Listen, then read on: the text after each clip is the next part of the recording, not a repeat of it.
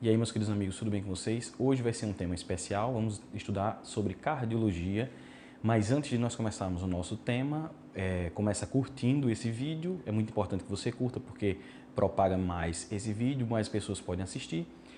Compartilha esse vídeo com pessoas que vocês sabem que precisam estudar esse tema também e se inscreve no canal e deixa o seu comentário aqui embaixo. Qualquer dúvida que você tiver, qualquer comentário que você queira colocar, fique à vontade para comentar, tá? Então vamos começar a nossa aula de cardiologia. Aula 4, questões sobre bradiarritmias. Questão número 1. Você avalia um paciente de 42 anos de idade com bradicardia na sala de emergência, realizado o eletrocardiograma abaixo. Então vamos ver aqui o que acontece nesse eletrocardiograma. Primeira coisa que a gente deve olhar no eletrocardiograma, ele já está dizendo que é bradicardia, mas vamos olhar as ondas P. Então eu tenho uma onda P, supostamente uma onda T, não estou vendo onda P aqui, ó, onda P, de repente, muito ruim esse eletrocardiograma, de repente eu não tenho onda P e o QRS aparece sem onda P. Aqui eu tenho onda P, aqui eu tenho onda P, QRS, T, onda P, QRS, T, e aqui não tenho onda P na mesma frequência de batimentos dessas anteriores. Então eu vinha tendo a onda P numa frequência de batimento e de repente aqui tem ausência de onda P, demora um pouco mais, ó, tá vendo que desse QRS para esse daqui, ou desse para esse, ou desse para esse, o ritmo é constante. Mas eu chego daqui para cá e o ritmo, ó, é bem maior a distância entre esses dois QRS. E não tem onda P nesse aqui. Então o que aconteceu? Aconteceu que o nódo sinusal ele não disparou e outra região do coração disparou no lugar do nódo. Isso a gente chama de ritmo de escape. É quando há um nódo AV, que é o responsável pelo batimento cardíaco, ele não dispara e outra região mais inferior, ou seja, o miocárdio atrial ou o nódo AV, alguém dispara no lugar do nódo sinusal. Foi isso que aconteceu aqui. A gente chama isso de ritmo de escape.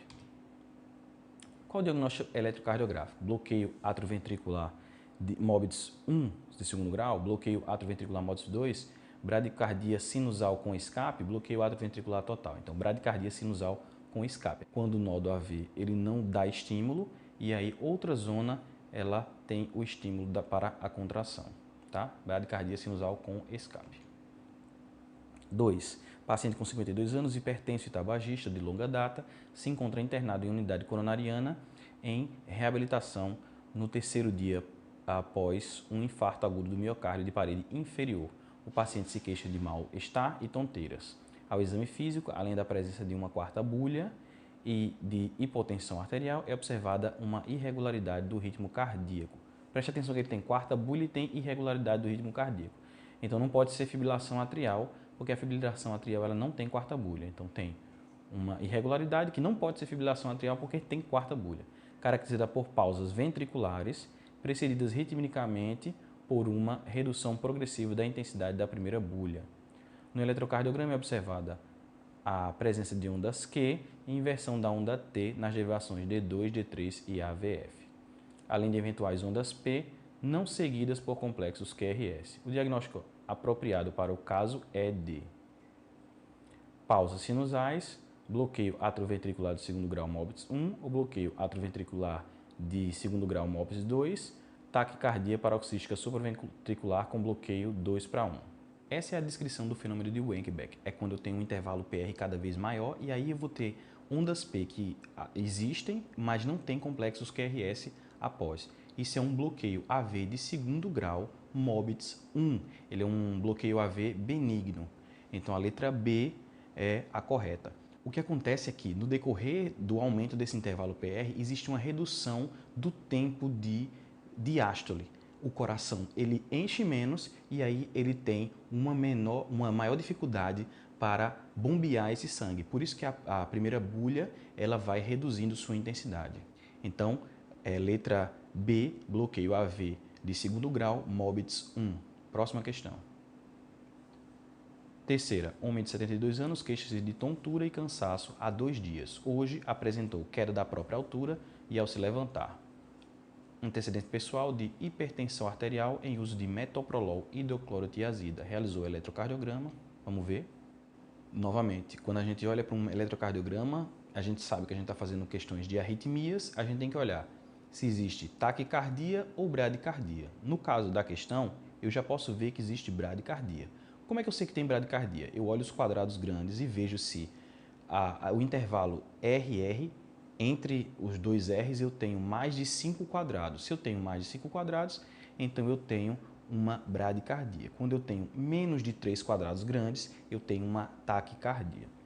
Eu posso observar aqui no D2 longo já, ó, presta atenção, que eu tenho um QRS, outro QRS, outro QRS. Agora uma coisa que está me chamando a atenção, por exemplo, entre esse R e esse R eu tenho ó, 1, 2 ondas P. E entre esse R e esse eu só tenho uma onda P. Aqui eu tenho ó, uma onda P aqui e outra aqui. Veja que se eu faço a distância entre as ondas P's, essas distâncias são iguais. Observa aqui, para cada 3 ondas P's eu tenho 2 QRS. O que está acontecendo aí? Está acontecendo um bloqueio AV de terceiro grau, quando eu tenho total dissociação entre o batimento auricular e o ventricular. Eles batem em tempos diferentes, por isso que eu tenho mais ondas P do que complexos QRS. O ventrículo está em bradicardia e o nódo AV ele está disparando em um tempo regular. Veja que aqui ó, eu tenho um tempo e essa distância entre os dois QRS é muito maior. Então, dissociação entre aurículas e ventrículos. Esse é o bloqueio AV de terceiro grau. A conduta é, o que a gente faz no bloqueio AV de terceiro grau? Todos os bloqueios que são malignos, a gente faz marca-passo. A gente coloca um marca-passo temporário e depois um marca-passo definitivo. A conduta é inserir um marca-passo temporário, letra D. Para todos os que são malignos, ou seja, bloqueio AV de segundo grau MOBITS 2 e bloqueio AV de terceiro grau, a gente usa o marca-passo temporário, letra D. Quarta, executivo de uma multinacional é encaminhado pelo médico do trabalho para serviço de emergência devido à queixa de cansaço e fadiga. E eletrocardiograma evidenciando bradicardia sinusal com frequência cardíaca de 49 batimentos por minuto. O paciente refere ser triatleta há 10 anos e no último mês tem enfrentado jornada de trabalho de 12 horas diárias. Traz um Holter recente com frequência cardíaca média de 54 batimentos por minuto na vigília e 42 batimentos por minuto no sono e hormônio tireoestimulante TSH normal. Qual das seguintes condutas constitui o manejo mais adequado para esse paciente? Então, paciente triatleta, geralmente os triatletas eles têm uma bradicardia fisiológica, então é normal que o coração deles bata mais lentamente. Eu vou começar a ter sintomas de bradicardia em frequências cardíacas menores de 40 batimentos por minuto, que não é o caso desse paciente. Então, o que ele relata não deve ser relacionado com a bradicardia e sim com o estresse, por causa do aumento de carga horária, estresse no trabalho, diminuição de horas de sono e tal. Veja que o TSH dele está normal, então ele não tem necessidade de fazer dosagem de T4 livre porque o TSH está normal. Massagem do seio carotídeo, ele é feito justamente para causar a diminuição da frequência cardíaca. Então, se eu faço aí, eu vou aumentar a sintomatologia. Tilt test é feito para pacientes que têm síncope, não é o caso. Nenhum tratamento específico é a resposta correta, porque esse paciente ele tem uma bradicardia fisiológica por causa de ser triatleta. Implante de marca-passo provisório não, então a resposta certa, letra C. Quinto, o paciente procurou o serviço médico com quadro de tonturas que foram piorando nos últimos dias. Como em sua ausculta cardíaca foi constatado ritmo cardíaco irregular, foi feito um eletrocardiograma que demonstrou bradiarritmia. Acerca desse caso, marque a opção correta. Então, nós vamos marcar as opções relacionadas à bradiarritmia. Vamos ver. Letra A, bloqueio AV de segundo grau, tipo 1, MOBITS 1, eletrocardiograficamente caracteriza-se pelo aumento progressivo do intervalo PR, tá certo, acarretando em uma onda P bloqueada ou isolada, gerando uma pausa no traçado do eletrocardiograma e se relaciona com situações em que há aumento importante do tônus vagal. Tá certo. Letra B. Bloqueio atrioventricular de segundo grau tipo 2, o MOBITS 2, é considerado de menor gravidade. Errado, é um de maior gravidade.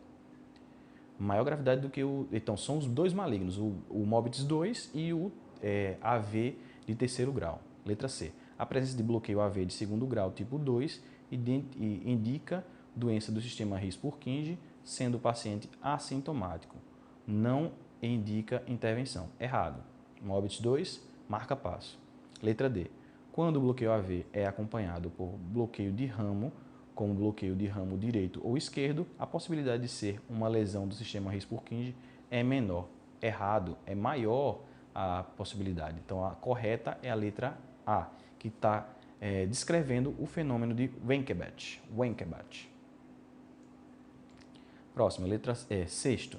Quando, após criteriosa avaliação clínica de uma bradicardia sinusal, é constatada a ausência de causas reversíveis, o implante de marca-passo definitivo é tratamento eletivo para disfunção sinusal sintomática. Sobre isso, assinale a alternativa incorreta. Vamos ver a errada. Apesar de não modificar a taxa de sobrevida, o marca-passo permite a melhora tanto dos sintomas como da qualidade de vida dessa população.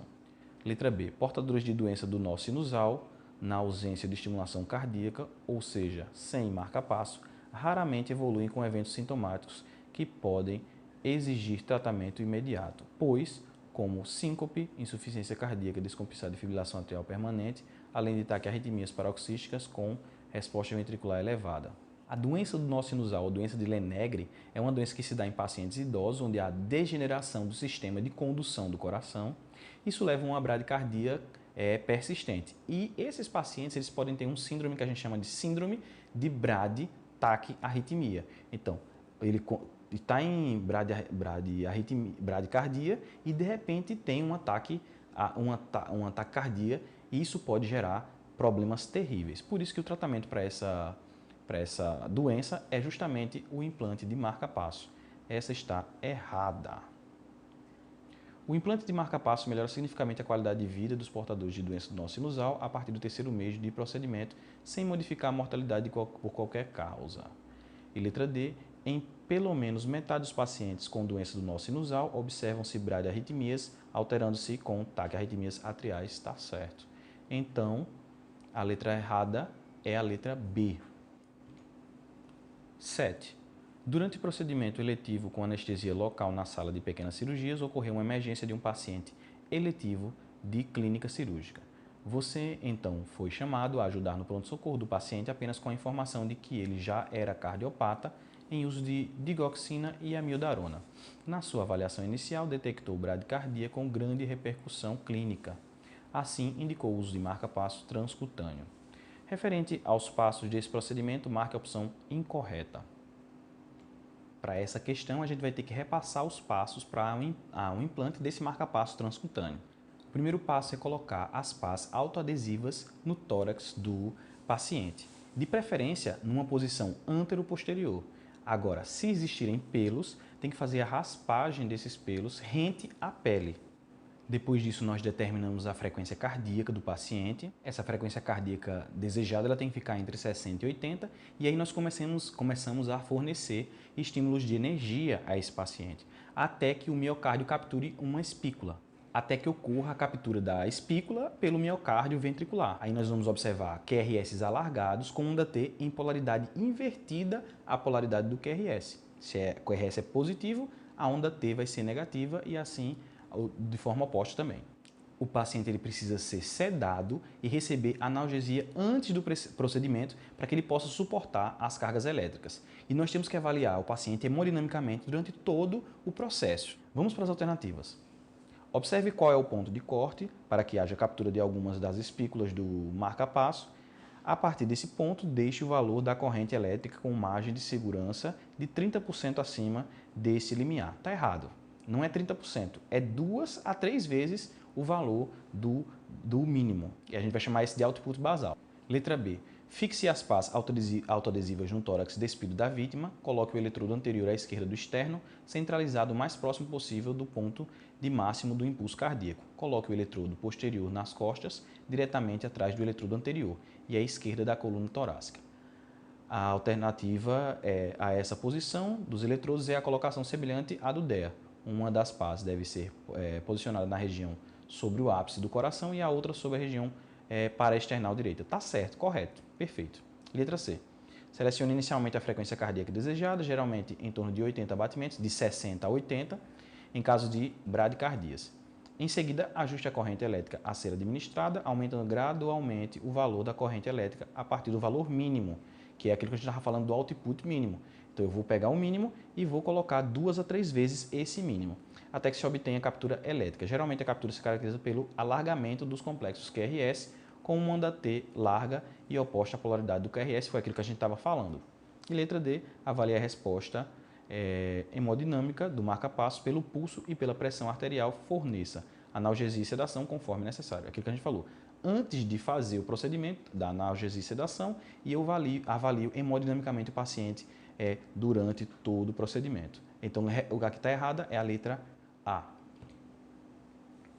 Considere o eletrocardiograma a seguir em relação a esse traçado eletrocardiográfico, assinale a alternativa correta. Então, o que a gente tem aqui?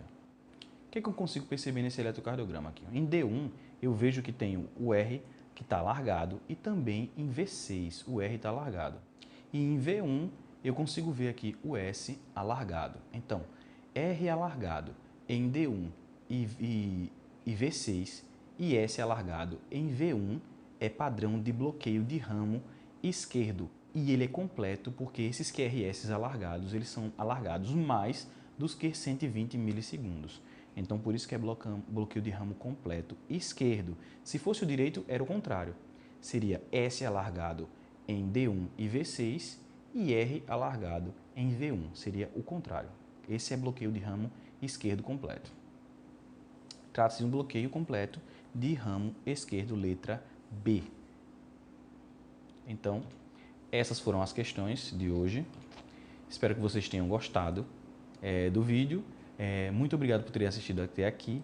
E curte e compartilha esse vídeo. Se inscreve no canal e deixa o seu comentário, tá? Não se esqueça de observar os outros vídeos do canal para se tem alguma aula que você perdeu. Até o próximo vídeo.